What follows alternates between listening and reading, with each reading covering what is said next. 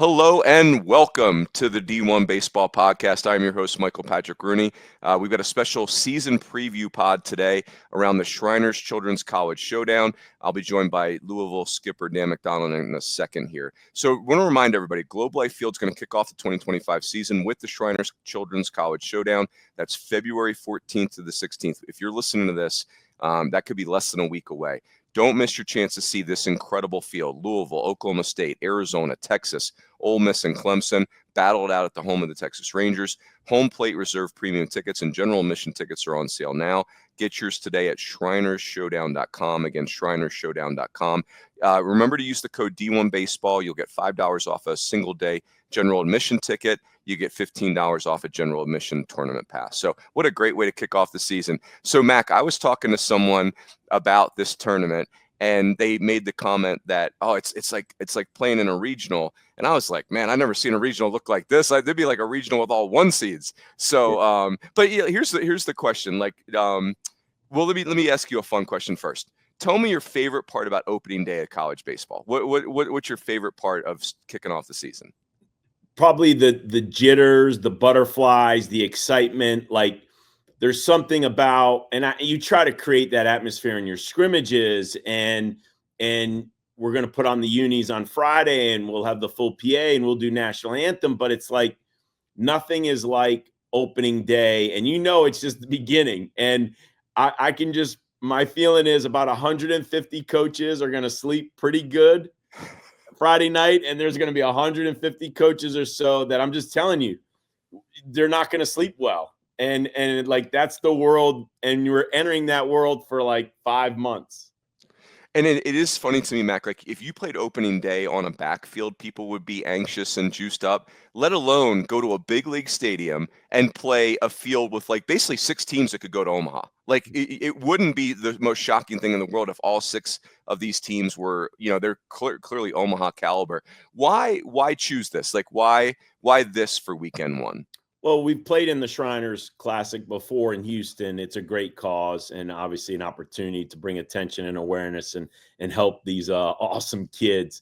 But the baseball side of it, play some of the top opponents in the country, know where you're at right away. I've often said it, winning can mask some of your deficiencies. But when you lose, and I'm not trying to accept losing, but let's be honest, like I said, 3 of the great teams are losing on Friday, and 3 of the great ones are winning on Friday. And so it's a test where you're at, see where you're at. And no matter what, you come home Sunday night, you learn an awful lot about your team. And you'd like to think in the postseason, the preseason leading up to it, you got their attention. When you're on their case about rundowns or first and third defense, or we drop a fly ball in the triangle, it's like, guys, you drop a ball in the triangle against Texas, and we could give up a crooked number, and we could lose, right? So you feel like you got their attention leading up to opening day. I love that. Hey, Mac, let me ask you a little bit about your team. So I'm going to start with your position player group. I love this position player group. It feels very old school Louisville. Like there's a bunch of Blazers. There's some physicality. There's a really cool blend of like, you've got some freshmen that could sneak in there. You've got your sophomores that were a really exciting class last year. And then there's some older guys that we're used to seeing. What are your overarching thoughts on this position player group?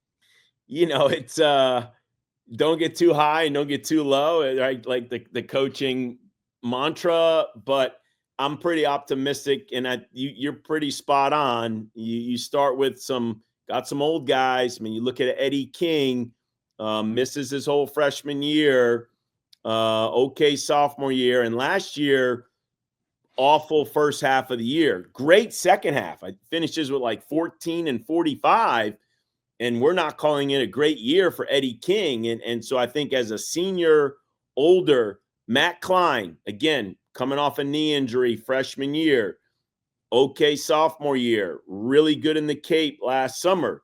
That's a junior, older hitter, played a lot in our system. We bring back some of the sophomores that played a lot.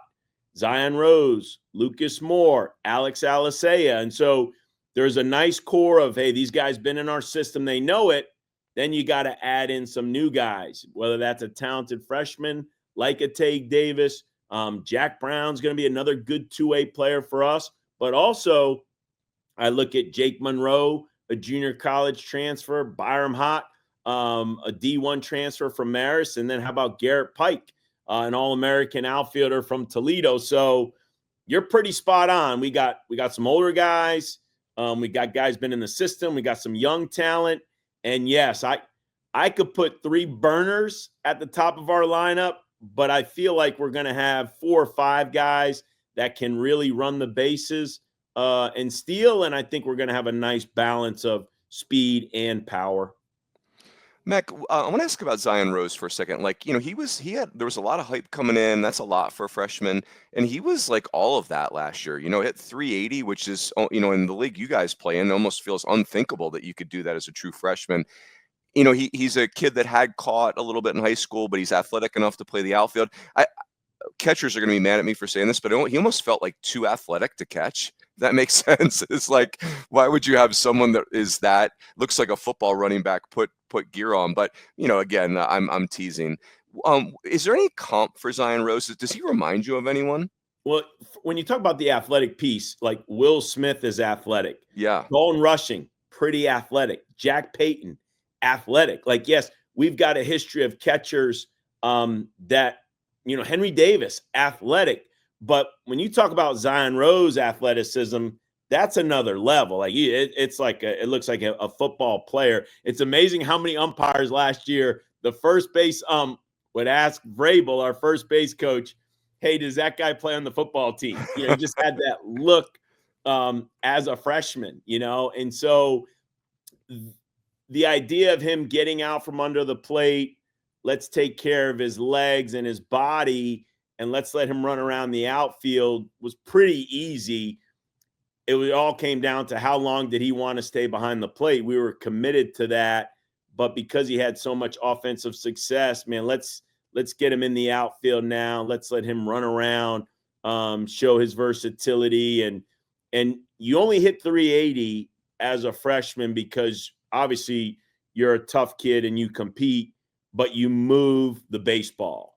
And that's just something, I don't know if it's being encouraged enough at the younger level or being talked enough. And it's everybody's fault. We don't necessarily glorify moving the ball. We glorify the home run, and some accept the strikeout a little too easy. But man, for guys that move the baseball, that's why he's a guy I can almost lead him off. Like I had a Corey Ray in that spot. I love good 2-hole hitters. As we've seen the last, decade, we're putting better hitters in the 2-hole where we used to kind of hide a guy there that could bunt, let a guy steal, get him over. Now we're putting like better hitters in the 2-hole. And obviously he could be your 3-hole hitter. Like he just pencils in. And so he's a guy that probably will move around our lineup as much as anybody, just trying to get that right combination. And because he runs. So that's where, wherever I put him in the lineup, you have a real base stealer.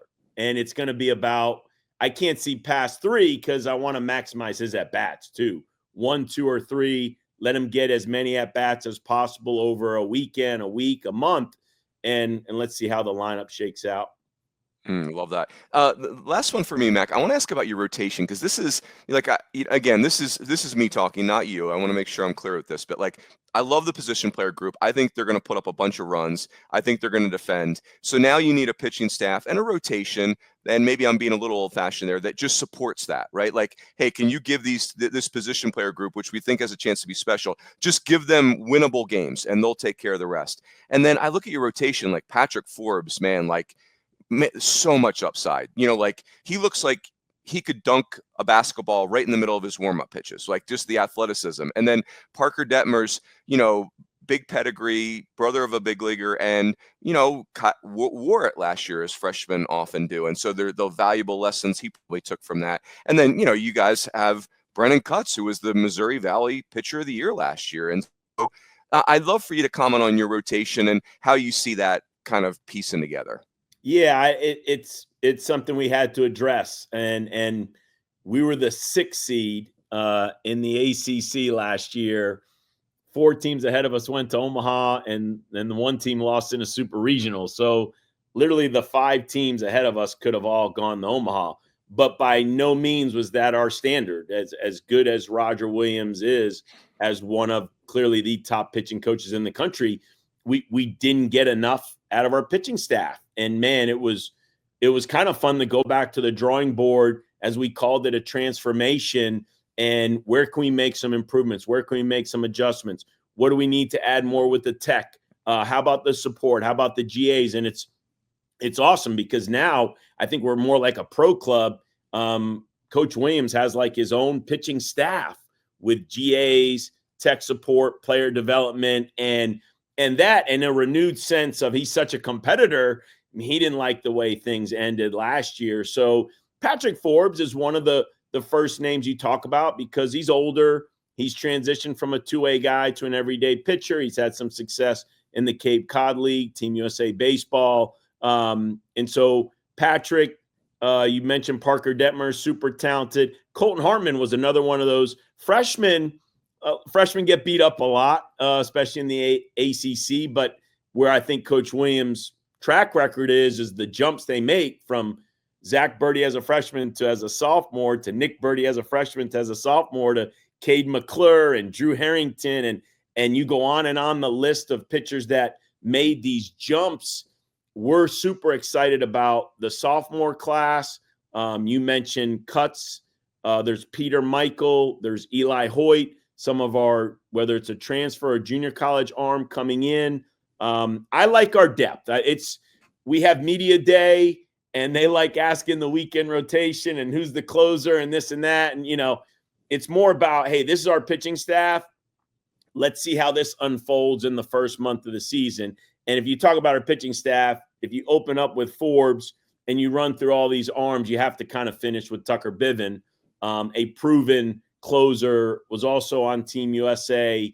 And at least you just feel like you've got older, experienced, tough guys to maybe take some of the pressure off some of the other guys. And you're always going to need some freshmen. And I mentioned Tage Davis and Jack Brown. Those are just two of our really talented two-way freshmen that are both going to see time on the mound. Love it. Mac, really appreciate the time. Have fun in Arlington, and best of luck to the Cards this year. You got it, Runes. Thank you.